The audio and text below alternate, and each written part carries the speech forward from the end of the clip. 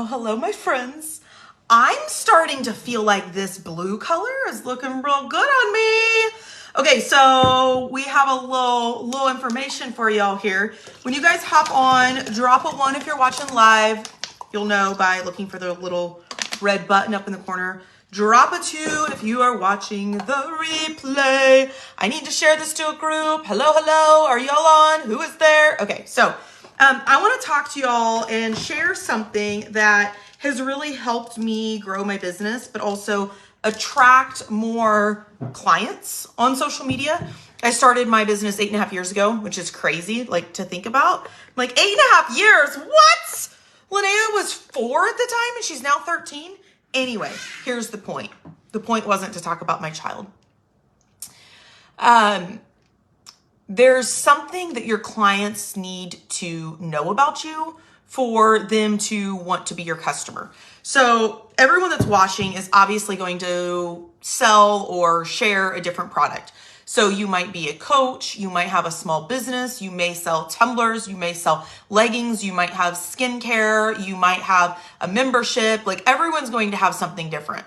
Did y'all see my little spray tan situation that happened? Yeah. It's like I never spray tanned before. Hello, I go like every 5 days. There's something that your audience needs from you to want to be your customer. Now, there's a lot of pieces to this puzzle, but I want to share one that is actionable for everyone that's watching. You don't need to be like, you don't have to buy something. You don't have to be a guru. You don't have to know you don't have to be like a perfect speaker, none of those things. Are you guys ready? Do you want to hear it? Drop me a yes if you want to hear it. And by the way, if you guys want more tips like this, drop group, because I have a group. There's 28,500 something people in it right now. I actually wrote it down earlier. 28,538 maybe, something like that. But there's a lot of tips over there in that group. And that's actually where I did a masterclass last week. And that's actually free to you. So if you need in the group, drop group. But there's something that your audience needs from you. And it's called the, oh my word, I got to plug this in. KLT factor, know, like, trust. And I want to give you guys some specifics about what this looks like, because for a really long time, I don't think that I did it right. Does that make sense? I'm a very direct person. I like direct communication. So I am also a direct communicator, which means that when I want to purchase something, I just tell here's how much it is. This is where you get it, blah, blah. You're going to have it this day, blah, blah, blah. Most people aren't like that. But for me, when it came to selling online, it would be like, here's what this mascara does. Here's what this drink does. Here's what these clothes do. Buy it here. That's how I started out selling online, because I am a super direct person. Like, no, what do I need to do? Like, do we need to go around the mulberry bush and you want me to pet your hair and braid your hair and we can sit on the bench together? Like, is that what you need? Right? What is it? So I'm a very direct communicator, but when you are converting an audience online, it doesn't work. So yes, there's some skill. Yes, there's some tact that you need when it comes to post. We're not going to talk about that right now. You can get into the membership if you need that. For the know, like, and trust factor, I want to go over it a little bit. One, for somebody to know you, you have to, on social media, keep in mind, if someone on social media is purchasing something from you and they have never met you in real life, and if y'all are just hopping on right now, drop a 1 if you're here live, drop a 2 if you're watching the replay. They've never met you in real life. They're going to go to your website and purchase something. It means that they know, like, and trust you enough to go to your site, and they trust you enough to put in their credit card information that you won't steal it. Like, I'm being serious. These are the thoughts that your customers have. And they also know, like, and trust you enough that they believe they're going to receive their product. Okay?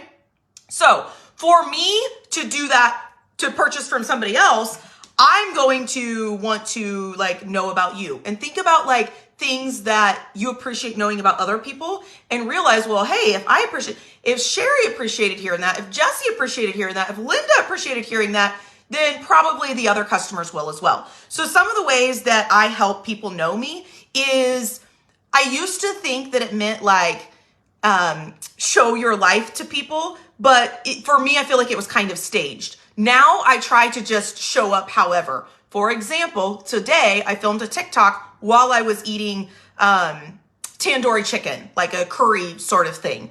And so I try to help people know me specifically through my stories. So I would write this down specifically through my stories, like the actual story feature on Facebook and Instagram. I think of that like the like behind the scenes, the reality show of my life. I don't mean reality show like let's drop some drama and let's be upset at baby daddy and whatever, like all the shit that's going on in your life. I mean, like, just think about a reality series. People take you through their life. You literally feel like you know, fill in the blank. You feel like you know Khloe Kardashian. You feel like you know, I don't actually know any other reality shows because I don't want, what's some reality shows? Can y'all give, like, who are some people? Maybe like a Real Housewife, like you see the inside of their house, you know the name of their kids. Sometimes you get to see their car. They're showing where they're at dinner and you feel like you're living life with them. You feel like you know them. Have you ever been on someone's social media and you find yourself almost, I do this more on stories, I think, almost responding and like messaging them like, oh my gosh, you guys look, I love your outfit. That's so cute tonight. Then you're like, wait, I've never actually talked to this person tonight. It's because they've shown you so much of their life that you feel like you know them. So that's piece one. You need to show your life. And stories, reels, and lives are the big ones. Now, obviously, I sprinkle it throughout, but I really do there because they can catch your mannerisms. People can see like me, right? Like this, if we were sitting at dinner right now, this is how I would be talking. My hands would be like this. Like I got something to say. Let's talk about it. Okay. Like that's how I would actually be talking. So people get to see that when you're on video. If video scares you, practice. It will get easier and you can just start doing it. It's fine. The like factor. I have a couple things I want to say about this. The biggest one is just don't be an asshole. So a lot of times people are like, oh, well, for people to like me, then I have to be likable by 100% of people. No, you want to be likable by your audience. So your audience is going to be the people that are attracted to you through maybe the things that you like or the things that you've shared. Maybe it's some belief systems or something like that. So not everyone's going to like you on social media, and that's okay. In fact, you want to like ride the line a little bit that the people that are like, so for me, I am very bold. And I don't mean that in a rude way. Like I don't try to come across as rude, but like if you want to build a business online, you're going to have to work your ass off. Like I like to be up front and just say that. And there's going to be some people that are like, oh, she said ass. Yes, I did. And I'm going to say it again. Okay. You're going to have to work your ass off. So when it comes to people liking you on social media, expect that there's going to be people that highly disagree with you. Expect there's going to be people that comment on your stuff and they're like, oh, this is stupid. I can't believe you're whatever. There's going to be those people. Expect it. But you want to make sure that by your audience, you're likable, meaning the people that you're trying to attract to you. Is it moms? Let's say that my page was only speaking to women, which it is primarily. So if all I'm doing is posting tips about being a mom or a homeschool mom or whatever my thing is, most people, like if all I did was post about being a homeschool mom, I'm just giving an example. People that weren't a homeschool mom probably wouldn't find a lot of value. And it doesn't mean maybe they don't necessarily like you as a person, but they're not attracted to you. Is that like, did that make sense? Will y'all just drop me like a fire emoji? Can anybody, like, can you find the fire emoji quickly? I don't know if you can. Draw me a fire emoji if that made sense. And then let's talk about the trust factor. Oh my word, I'm so thirsty. I've been filming videos for like hours. Okay. It's actually one of the things we're talking about tonight in our masterclass is batching content. I understand your business. Linda, you found the fire emoji. Cassie said it makes sense. I understand that your business is online, but sometimes you need to think about your business in a brick and mortar business sense. Meaning, if you had a brick and mortar business and you had hours on your door that said every Monday you were open from 8 to noon, you would be there every Monday from 8 to noon. Because if you weren't, you would start getting phone calls, messages, emails, bad Google reviews. People would be upset. So one of the things that's important for you to do as a business is to make sure that people can trust you. And that means you need to do what you say you're going to do.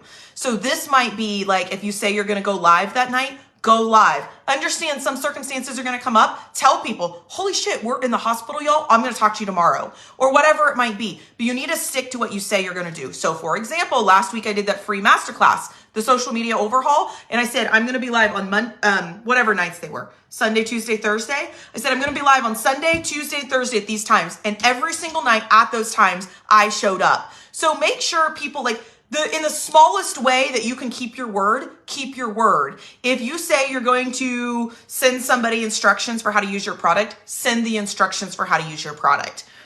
To me, every time that you drop the ball or flake on something, you start looking a little bit more. And just, I have something else to say to this, so nobody get hard on yourself at all. Like, I was literally talking to a friend last night that I didn't reply to their last message. And they were like, yeah, hello. Like, and it had been a really long time that they messaged me and I didn't reply. So there are mistakes and you have to have grace for yourself. But think about, like, for me, if somebody says, hey, I'm going to send you that email tonight, I'm expecting it tonight. And if I don't get it tonight, I will just, you know what? Something happened in your life. That's where I'm at now. But for most people, they're not going to be as understanding. They're going to think, well, you told me you'd send it, you send it. Am I not important to you, or what is it? So it's important that when you're building a business online, that people can trust what you say you're going to do when you say you're going to do it. What I wanted to add to that was, any of y'all that are building a business online, or you have in the past, have you ever made a mistake? Like you posted a post with a typo, or you thought you posted something and it didn't post, or you forgot to follow up with a customer, or you were going to be on that Zoom call and you missed the Zoom call. Like, have you ever just fucked something up? Doesn't mean it has to be super severe, but you're like, shit. Sarah, never. Okay, typo, queen. You're what gave me that idea. I seen your post the other day. Double posted. These things happen. So in your business, I used to think I'll arrive.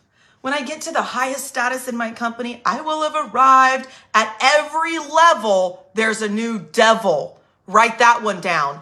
At every level, there's a new devil. So every time that you get somewhere or you get something and you accomplish something, there's something else to learn. And when you say at every level, there's a new devil, you're like, oh my gosh, the world sucks. That's not what I'm talking about. If we can always have this mindset of, I'm here to grow and there's always going to be something else to learn, and I'm excited because I want to conquer the challenges. I want to crush it. I want to grow through it. I want to help other people through it. Let me tell y'all a story. This one made me cry. This was today. I was trying to put on my lashes. It was a problem. Do y'all want to hear a story? Hi, Anita. How are you? And if y'all are just hopping on, will you drop a 1 if you're live, drop a 2 if you're watching a replay, the replay. Y'all want to hear the story? I was listening to a podcast with Ed Milet. If you don't know about Ed Milet, I'll give you a really quick little breakdown. Ed Milet is motivational speaker, mover of people, impacts millions, has an amazing freaking book, podcast. Last month, I actually was at an event where he spoke in person, and chills type of he's incredible and how he shares with the world. He attributes a lot of his strengths now, as far as being able to connect with people and things that have helped him be successful in business now, but also to impact people. He attributes a lot of it to the fact that he grew up with an alcoholic father. So things that he learned while his father was in active alcoholism, I don't know if I said that correctly, but also how his dad stopped drinking and then was in recovery. And one of his big things that you hear about in his book, I literally have chills thinking about listening to him speak last month. I was feet from him. He probably could have spit on me, but you could feel his energy. He talks about the power of one more conversation, one more day, one more hug, one more decision. And it's just powerful. But he said recently he had a realization. So he believes that his dad's alcoholism really shaped him for who he is now, who Ed is. Are y'all with me? Wasn't that powerful, Linda? Oh, again, for all the things that he learned, how he grew from it, what he seen as his dad was in recovery. But he had a moment recently where he realized that there was someone on the day that his dad decided to stop drinking, there was someone in AA that helped his dad make that decision and was there for him. And he realized in that moment, the reason that that person was able to help his dad with his alcoholism and his addiction was because that person, the reason they were qualified is because at one point they were also going through alcoholism.